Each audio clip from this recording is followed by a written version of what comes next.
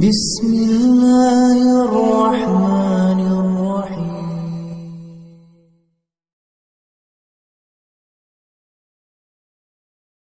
جتنی دولت اللہ نے لکھی ہے وہ مل کر رہے گی، وہ ملے گی۔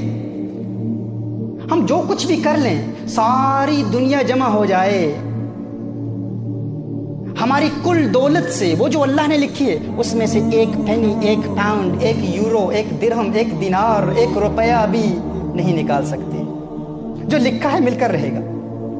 اور اگر ساری دنیا ہماری ساتھی بن جائے، ہماری معاون بن جائے، سارے مالدار لوگ ہماری مدد کرنا شروع کر دیں، تو جو اللہ نے لکھا ہے اس میں ایک پینی کا اضافہ نہیں کر سکتے۔ یہ قانون ہے۔ اگر مسلمان ہیں تو اس پر ہمارا عقیدہ ہونا چاہیے کہ جو کچھ اللہ نے لکھا ہے وہ مل کر رہے گا۔ اگر آپ آج غریب ہیں تو مت سمجھیے کہ آپ اس لیے غریب ہیں کیونکہ آپ زندگی میں کوئی ایسا بڑا کام نہیں کر پائے، اپنا اہل تھے اس لیے غریب ہیں۔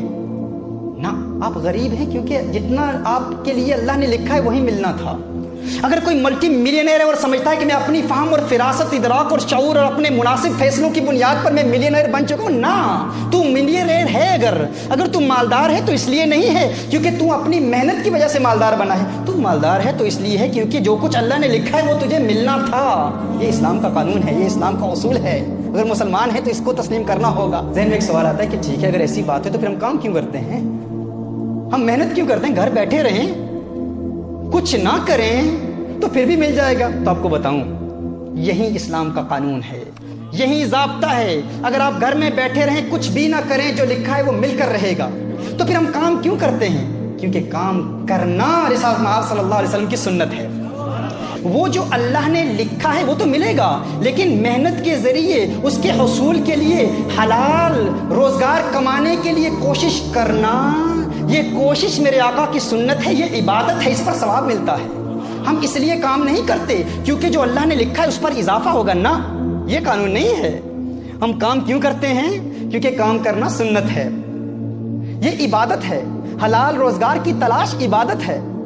اب اس کا دار و مدار ہم پر ہے کہ ہم اسے کیسے تلاش کرتے ہیں۔ حلال ذریعوں سے تلاش کرتے ہیں یا حرام کے ذریعے تلاش کرتے ہیں؟ وہ تو ملے گا، الٹیمیٹلی وہ ملے گا جو اللہ نے لکھا ہے ہمارے لیے۔ تو جو ملے گا اس کے لیے پھر ہم گناہ کیوں کریں؟ اس کے حصول کے لیے حرام کاروبار میں کیوں ملوث ہوں؟ اللہ عز و جل نے جو لکھا ہے وہ مل کر رہے گا۔ مجھے یہاں ایک واقعہ یاد آ رہا ہے۔ آج سے 4-5 سال قبل تقریباً صاحب میرے پاس آئے، ہماری محفل میں آئے۔ وہ کہتے ہیں کہ تنگ دستی ہے، بڑی پریشانیاں ہیں، میں چاہتا ہوں کوئی کاروبار مل جائے، روزگار کے لیے دعا کیجیے۔ کچھ محافل میں آنا جانا رہا، اللہ عز و جل نے کرم کیا، انہیں کام مل گیا۔ میں نے ان سے پوچھا، میں نے سوال کیا کہ کیسا ہے روزگار، کیسے چل رہا ہے؟ تو انہوں نے کہا اللہ کے کرم سے، الحمدللہ، محافل کی برکت سے کام مل گیا ہے اور اچھا کام چل رہا ہے، الحمدللہ، محفلوں میں آتا ہوں، اس کی برکت سے سب کچھ ہو رہا ہے۔ میں نے ان سے کہا کہ بتائیں تو عبادات کا سلسلہ کیسے ہے؟ کہا نہیں، ایک مسئلہ ہے، وہاں پر جو میرا امپلائر ہے وہ مجھے نماز نہیں پڑھنے دیتا، عبادت نہیں کرنے دیتا۔ میں نے کہا اچھا، عبادت نہیں کرنے دیتا تو آپ کو تو کام چھوڑنا چاہیے پھر۔ انہوں نے کہا نہیں، ارے اتنی محفلوں میں آ کر، اتنی مدت کے بعد، اتنی کوشش کے بعد، اتنی جد و جہد کے بعد، اتنی دعاؤں کے بعد آج کام ملا ہے اور آپ کہتے ہیں کہ نماز کے لیے کام چھوڑ دوں؟ میں نے کہا آپ کام کیوں کرتے ہیں؟ کہتے ہیں اس لیے کرتا ہوں تاکہ روزگار ملے، تاکہ دولت ملے، تاکہ اپنے گھر کے اخراجات چلا سکوں، گھر چلا سکوں۔ میں نے کہا نہ، کام کرنے کا مقصد یہ نہیں ہے، وہ تو ملنا ہی ہے۔ ہم کام فقط اس لیے کرتے ہیں کیونکہ کام کرنا سنت ہے۔ وہ جو اللہ نے لکھا ہے وہ تو مل کر رہے گا۔ اور قانون کیا ہے؟ اصول یہ ہے کہ اگر کوئی سنت آپ کو فرض سے محروم کر دے تو آپ اس سنت کو چھوڑ دیں، فرض پر عمل کریں۔ اب کام کرنا سنت ہے، نماز پڑھنا فرض ہے۔ دیکھیے، آپ مثال کے طور پر عصر کی نماز شروع ہوتی ہے 5 to 3، سمجھ لیں مثال کے طور پر، اور آپ نے ظہر کی نماز ادا نہیں کی، 2:55 ہو گئے، آپ نے ظہر کی نماز ادا نہیں کی۔ اب نفل پڑھنا تو سنت ہے، اب اس وقت اگر آپ نفل پڑھنا شروع کر دیں नफल इबादत शुरू कर दें। आपने फर्ज अदा नहीं किए तो वो नफल इबादत उस वक्त करना गुनाह है, क्योंकि वो सुन्नत आपको फर्ज से महरूम कर रही है, लिहाजा सुन्नत को छोड़ें और फर्ज पर अमल करें।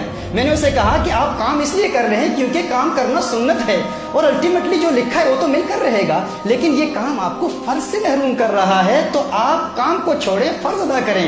उस अल्लाह के बंदे ने इस पर अमल किया। दुआ कीजिए अल्लाह अज़्ज़ व जल मुझे भी उसका यकीन दे दे जितना यकीन अल्लाह अज़्ज़ व जल ने उसे दिया था। उसने इस पर अमल किया।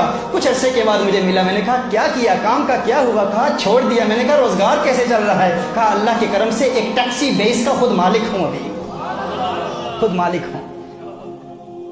ये यकीन ये हमारे अंदर अगर पैदा होगा कि अल्लाह ने जो लिखा है मिलकर रहेगा, तो फिर कोई गम नहीं, परेशानी है ही नहीं। बड़े से बड़ा नुकसान हो जाए परवाह नहीं भाई क्यों परेशान हो रहे हो? जो अल्लाह ने लिखा है वो मिलकर रहेगा।